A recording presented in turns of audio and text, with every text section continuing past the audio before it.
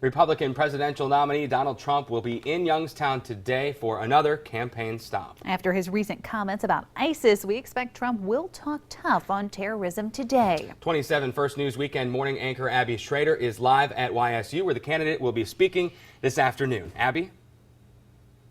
Good morning, Dan and Lauren. Yeah, Donald Trump is heading back to Youngstown today, and this time he's bringing with him his vice presidential pick, that is Mike Pence, and he's going to be talking about terrorism and defeating ISIS in today's speech. Now, I do have a graphic to show you that can kind of break down what exactly he's going to be talking about in that foreign policy speech.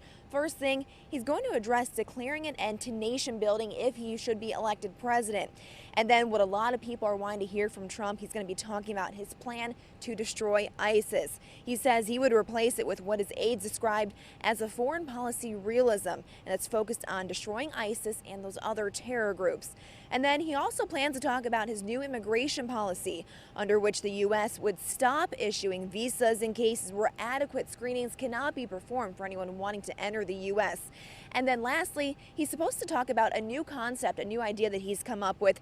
It's an ideological test for entrance to the U.S., and it would assess people's stances on things like freedom of religion. So a lot of different things he's going to be talking about today.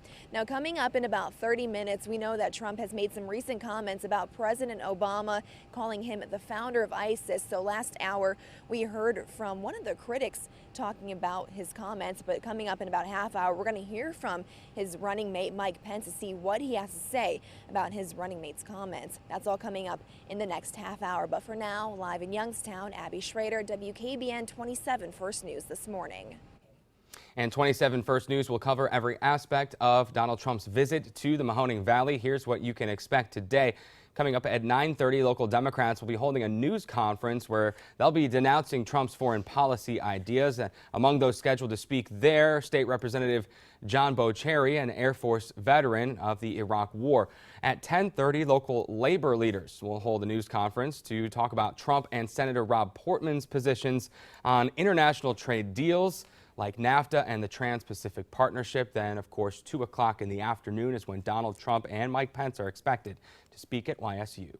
First News will also be speaking to Trump supporters and critics to hear what they have to say about the candidate's visit. Our coverage continues with First News at noon, continues online throughout the afternoon, and it picks back up on First News at 5 and 6 p.m.